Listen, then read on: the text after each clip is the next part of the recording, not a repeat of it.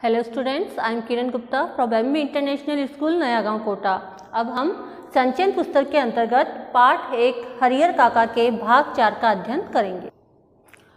हरिहर काका के साथ उनके भाइयों की हाथापाई शुरू हो गई। जब हरिहर काका ने अपने 15 बीघे खेत अपने भाइयों के नाम लिखने से मना कर दिया तो उनके भाइयों के साथ हाथापाई शुरू हो गई। हरिहर काका अब उस घर से निकलकर बाहर गांव में भाग जाना चाहते थे, लेकिन उनके भाइयों ने उन्हें मजबूती से पकड़ लिया था। प्रतिकार अर्थात विरोध करने पर अब वे प्रहार भी करने लगे थे। उनके भाई उन्हें मारने पीटने भी लगे थे। अकेले हरिहर कई लोगों से जूझ सकने में असमर्थ थे। वो अकेले थे और उनके भाई 3 थे और उनके बेटे भी थे। फलस्वरूप उन्होंने अपनी रक्षा के लिए खूब जोर जोर से चिल्लाना शुरू कर दिया। अब भाइयों को चेत आया अर्थात चेतना आई कि मुंह तो उन्हें पहले ही बंद कर देना चाहिए था। जब भाइयों ने उन्हें मारना पीटना शुरू किया तो हरिहर काका वहां से भागना चाहते थे, लेकिन भाग नहीं पाए, तो उन्होंने जोर जोर से चिल्लाना शुरू कर दिया। जब वो चिल्लाने लगे तो भाइयों ने सोचा कि हमको इनका मुंह पहले बंद कर देना चाहिए था। उन्होंने उसी क्षण उन्हें पटक उनके मुंह में कपड़ा ठूंस दिया, लेकिन ऐसा करने से पहले ही काका की आवाज गांव में पहुंच गई थी। उन्होंने कपड़ा ठूंसा परंतु उनकी आवाज गांव में पहुंच गई थी और बहुत सारे लोग वहां पर इकट्ठे हो गए थे और उनके भाइयों से इस कार्य को करने के लिए मना कर रहे थे। कई तरह की बातें वो करने लगे, लेकिन उनके भाइयों ने कहा यह हमारा परिवार का निजी मामला है, आप इसमें हस्तक्षेप न करें। परंतु पुलिस आने के बाद निजी मामले का सवाल खत्म हो गया। घर तलाशी शुरू हुई। फिर हरिहर काका को उससे भी बदतर हालत में बरामद किया गया, जिस हालत में ठाकुर बाड़ी से उन्हें बरामद किया गया था। बंधन मुक्त होने और पुलिस की सुरक्षा पाने के बाद उन्होंने बताया कि उनके भाइयों ने उनके साथ बहुत जुल्म बहुत अत्याचार किया है। उनके भाइयों ने तो महंत से भी बदतर उनके साथ व्यवहार किया। उसी तरह से मारा पीटा, उनके हाथ पैर बांध दिए, मुंह में कपड़ा ठूंस दिया और जबरदस्ती उनके अंगूठे के निशान कागजों पर लेना चाहते थे। हरिहर काका के पीठ, माथे और पांव पर कई जगह जख्म के निशान उभर आए थे। ये निशान कैसे हुए? क्योंकि उनके भाइयों ने उन्हें बहुत बुरी तरह से मारा पीटा था।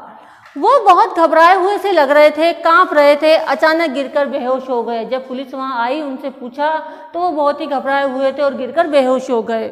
मुंह पर पानी के छींटे देकर उन्हें होश में लाया गया। भाई और भतीजे तो पुलिस आते ही चंपत हो गए, यानी कि वहां से भाग गए थे। पुलिस की पकड़ में रिश्ते के 2 व्यक्ति आए। रिश्ते के शेष लोग भी फरार हो गए। सब लोग वहां से फरार हो चुके थे, उनके भाई भी और अन्य लोग भी। हरिहर काका के साथ घटी घटनाओं में यह अब तक की सबसे अंतिम घटना है। लेखक का कथन है कि गांव के जो सबसे सम्मानीय व्यक्ति माने गए थे हरिहर काका, उनके साथ जो भी घटनाएं घटी गई है उसमें से यह अंतिम घटना बताई गई है। इस घटना के बाद काका अपने परिवार से एकदम अलग रहने लगे हैं। उनकी सुरक्षा के लिए राइफलधारी पुलिस के 4 जवान मिले हैं। हालांकि इसके लिए उनके भाइयों और महंत की ओर से काफी प्रयास किए गए हैं। असल में भाइयों को चिंता थी कि हरिहर अकेले रहने लगेंगे तब ठाकुर बाड़ी के महंत अपने लोगों के साथ आकर पुनः उन्हें ले भागेंगे। यही चिंता महंत जी को भी थी कि हरिहर को अकेला और असुरक्षित पा उनके भाई पुनः उन्हें धर दबोचेंगे। इसलिए जब हरिहर काका ने अपनी सुरक्षा के लिए पुलिस की मांग की तो दोनों पक्षों ने इसकी पैरवी की। आइए आगे पढ़ते। जब हरिहर काका को पुलिस के 4 जवान राइफलधारी जवान उनकी सुरक्षा के लिए मिले तो उसमें भी महंत और उनके भाइयों का ही योगदान था, क्योंकि उन्होंने ही पैरवी लगाई थी और पैसे खर्च कर उन्हें पूरी सहायता पहुंचाई। यह उनकी सहायता का ही परिणाम है कि एक व्यक्ति की सुरक्षा के लिए गांव में पुलिस के 4 जवान तैनात कर दिए गए हैं। अर्थात वास्तविकता यह है कि एक व्यक्ति की सुरक्षा के लिए कहीं भी पुलिस के 4 जवान उपलब्ध नहीं किए जाते। यह कहीं न कहीं महंत और उनके भाइयों के लगाए गए पैसों का ही परिणाम था जो हरिहर काका को इतनी सुरक्षा उपलब्ध हुई थी। जहां तक मैं समझता हूं, लेखक का कथन है कि जहां तक मैं समझता हूं फिलहाल हरिहर काका पुलिस की सुरक्षा में रह जरूर रहे हैं, लेकिन वास्तविक सुरक्षा ठाकुर बाड़ी और अपने भाइयों की ओर से ही मिल रही है। जैसा ये बताया गया है कि वास्तविक सुरक्षा तो महंत और उनके भाइयों के द्वारा ही दी जा रही थी, क्योंकि उनके कारण ही उन्हें पुलिस के 4 जवान सुरक्षा के लिए मिले थे। गांव में एक नेताजी हैं। यहाँ पर बताया गया है कि उन्हीं के गांव में एक नेताजी हैं। वो न तो कोई नौकरी करते हैं, न ही कोई खेती करते हैं, न ही उनकी कोई गृहस्थी है। फिर भी वो 12 महीने मौज उड़ाते रहते हैं। लेखक ने यहाँ कहा है कि नेता लोग कैसे होते हैं। यहाँ पर नेता लोगों पर उन्होंने व्यंग किया है कि ना तो वो कोई काम धाम करते हैं, न ही खेती करते हैं, न कोई ज़मीन करते हैं, न ही कोई और व्यवसाय करते हो, ना ही उनकी कोई घर गृहस्थी है, फिर भी 12 महीने मौज उड़ाते हैं। कैसे उड़ाते हैं वो? क्योंकि राजनीति की जादुई छड़ी उनके पास है। लेखक ने कहा है कि राजनीति की जादुई छड़ी के दम पर उनके सारे खर्चे उठते हैं। उनका ध्यान हरिहर काका की ओर जाता है। उस नेता का ध्यान हरिहर काका की ओर जाता है। जब उसे पता लगता है कि इस तरह की घटनाएं हरिहर काका के साथ हो रही है तो वो उनके पास जाते हैं। वो तत्काल गांव के कुछ विशिष्ट लोगों के साथ उनके पास पहुंचते हैं और ये प्रस्ताव रखते हैं कि उनकी जमीन में हरिहर उच्च विद्यालय नाम से एक हाई स्कूल खोला जाए। वह हरिहर काका के सामने जाते हैं, एक प्रस्ताव रखते हैं कि आप अपनी जमीन पर हरिहर उच्च विद्यालय नाम से एक हाई स्कूल खोलिए तो आपका नाम अमर हो जाएगा सदा के लिए। उनकी जमीन का सही उपयोग होगा और गांव के विकास के लिए एक स्कूल मिल जाएगा। लेकिन हरिहर काका के ऊपर तो अब कोई भी दूसरा रंग चढ़ने वाला नहीं था। नेताजी भी निराश होकर लौट आते हैं। अर्थात नेताजी भी निराश हो गए। हरिहर काका ने उन्हें भी मना कर दिया स्कूल खोलने के लिए। इन दिनों गांव की चर्चाओं के केंद्र है हरिहर काका।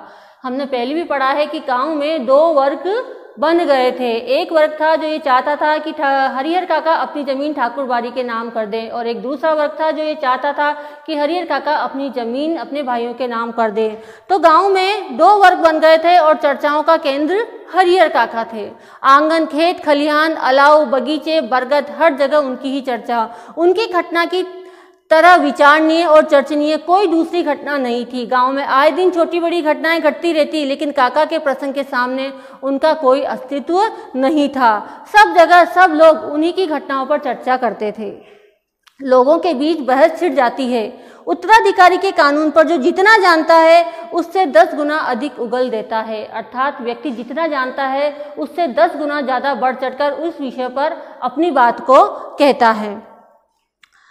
फिर भी कोई समाधान नहीं निकलता, रहस्य खत्म नहीं होता, आशंकाएं बनी ही रहती है। लेकिन लोग आशंकाओं को नजरअंदाज कर अपनी पक्षधरता शुरू कर देते हैं। अर्थात सब लोग अपना अपना पक्ष रखते हैं कि उत्तराधिकार ठाकुर बाड़ी को मिलता तो ठीक रहता। एक पक्ष कहता है कि उत्तराधिकार ठाकुर बाड़ी को मिलता तो अच्छा रहता। दूसरी ओर के लोग कहते हैं कि हरिहर के भाइयों को मिलता तो ज्यादा अच्छा रहता। आइए अब आगे बढ़ते हैं।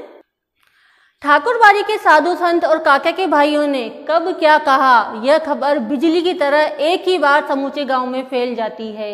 हमने पढ़ा है कि हरिहर काका की घटना ही अब गांव के लोगों की बातचीत की सबसे अधिक चर्चा का विषय था। इसलिए ठाकुर महंत ने क्या कहा, पुजारी ने क्या कहा, उनके भाइयों ने क्या कहा, यह खबर पूरे गांव में फैल जाती थी। एक खबर आती है कि महंत जी और हरिहर काका के भाई इस बात के लिए अफसोस कर रहे हैं कि अंगूठे के निशान लेने के बाद उन्होंने हरिहर काका को खत्म क्यों नहीं कर दिया तो कहानी ही खत्म हो जाती। अर्थात दोनों पक्ष ये कह रहे थे कि अंगूठे के निशान लेने के बाद हरिहर काका को मार दिया जाता तो यह सब नहीं होता। यह एक वर्ग कह रहा था, एक पक्ष कह रहा था। एक दूसरी खबर आती है कि हरिहर मरेंगे तो उन्हें अग्नि प्रदान करने के लिए ठाकुर बाड़ी के साधु संतों और काका के भाइयों के बीच काफी लड़ाई होगी।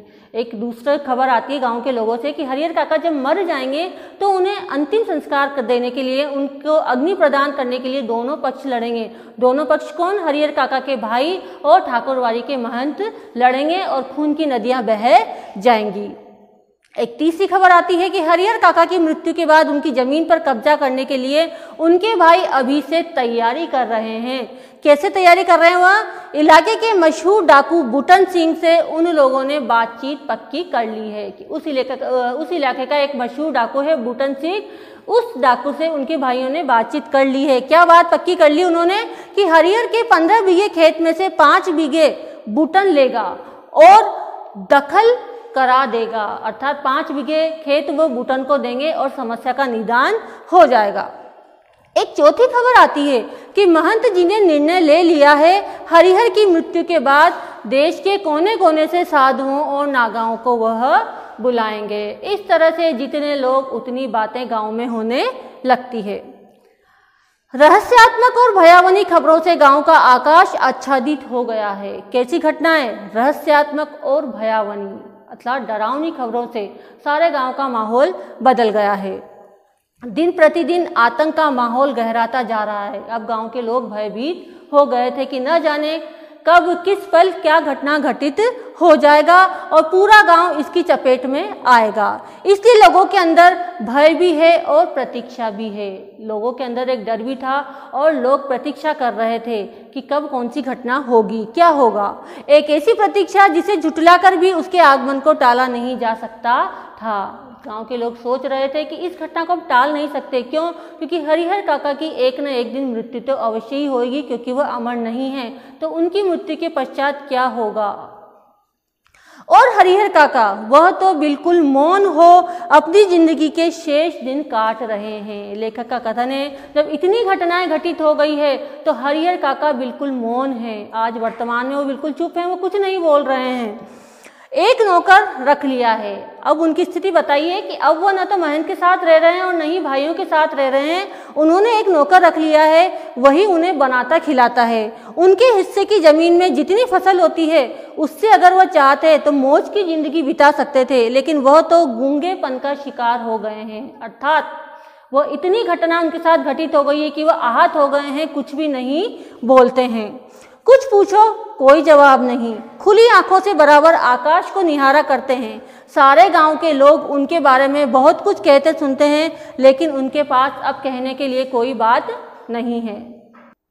लेखक ने बताया है कि इतनी घटनाओं के हो जाने के बाद अब हरिहर काका तो गूंगेपन का शिकार हो गए हैं। अर्थात किसी के पूछने पर भी वो कोई उत्तर नहीं देते हैं, चुप ही रहते हैं। और पुलिस के जवान हरिहर काका के खर्चे पर ही खूब मौज मस्ती से रह रहे हैं। जिसका धन वह रहे उपास, खाने वाले करे विलास। अर्थात जिसकी धन संपत्ति है वह बेचारा तो उपवास कर रहा है। अर्थात हरिहर काका तो अब इस तरह का जीवन जी रहे हैं और उसको खाने वाले जो पुलिस के जवान हैं वह भोग विलास का जीवन व्यतीत कर रहे हैं। अब तक जो नहीं खाया था दोनों जून उनका भोग लगा रहे हैं।